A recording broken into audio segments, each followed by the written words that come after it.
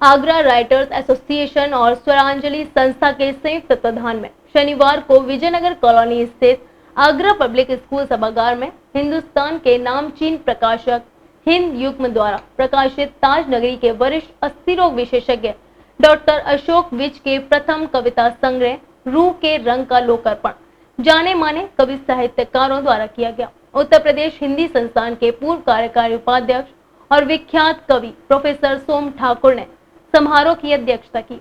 Agra writers association और स्वरांजलि संस्था के संयुक्त तत्वाधान में शनिवार को विजयनगर कॉलोनी स्थित आगरा पब्लिक स्कूल सभागार में हिंदुस्तान के नामचीन प्रकाशक हिंद युग्म द्वारा प्रकाशित ताज नगरी के वरिष्ठ अस्थि रोग विशेषज्ञ डॉक्टर अशोक विज के प्रथम कविता संग्रह रूह के रंग का लोकार्पण जाने माने कवि साहित्यकारों द्वारा किया गया।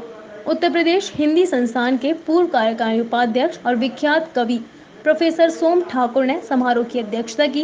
केंद्रीय हिंदी संस्थान के पूर्व निदेशक प्रोफेसर रामवीर सिंह मुख्य अतिथि रहे।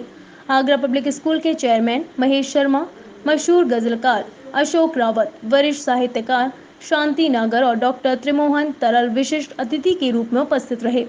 आरबीएस कॉलेज की पूर्व प्राचार्य और वरिष्ठ साहित्यकार डॉक्टर सुषमा सिंह और स्वरांजलि की अध्यक्ष डॉक्टर पुनीत पांडे पचौरी ने लोकार्पित कृति की समीक्षा की। आगरा राइट्स एसोसिएशन के प्रेसिडेंट डॉक्टर अनिल उपाध्याय ने समारोह का संचालन किया। सुनीता विज ने कार्यक्रम का संयोजन किया।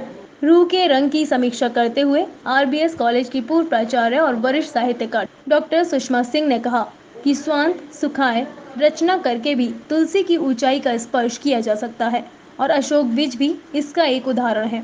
इनकी कविताओं से यह संदेश मिलता है कि अपने को समझ लेना ही पूर्ण हो जाना है और अपने को जान लेना ही सारी बेड़ियों से मुक्त हो जाना है।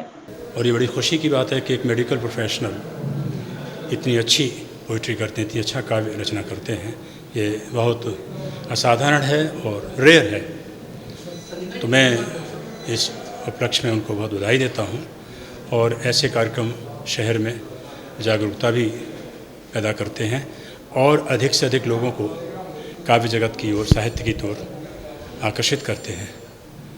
मैं एक विशेष बात कहना चाह रहा हूँ कि डॉक्टर्स में जो अभी पैंडमिक बीता है, जो कोरोना काल बीता है, उसमें एक अलग तरह की होड़ लगी रही पैसा कमाने की, लेकिन हमारे पास एक ऐसा डॉक्टर है जो पैसा कमाने में नहीं, काव्य सृजन में लगा रहा, जो बहुत बड़ा मानववादी काम है। मैं उन्हें इसके लिए नमन करता हूँ और बहुत बहुत बधाई देता हूँ।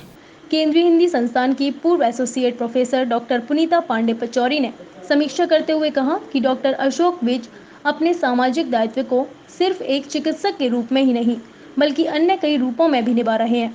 उन अनेकों रूपों में से एक रूप एक बहुआयामी संवेदनशील साहित्यकार का भी है।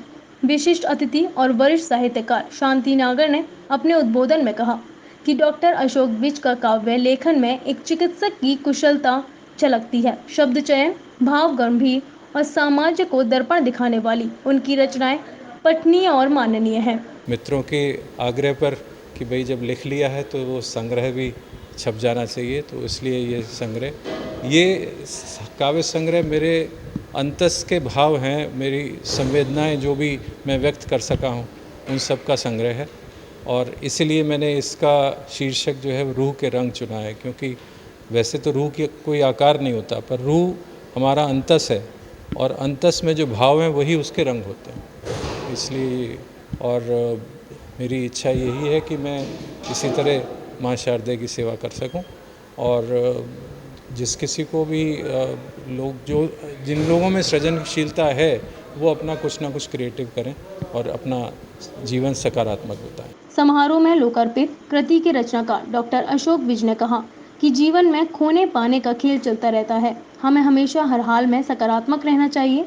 उन्होंने कहा कि वैश्विक महामारी ने हमें यही सिखाया है कि हम अपने लिए भी जरूर जिएं।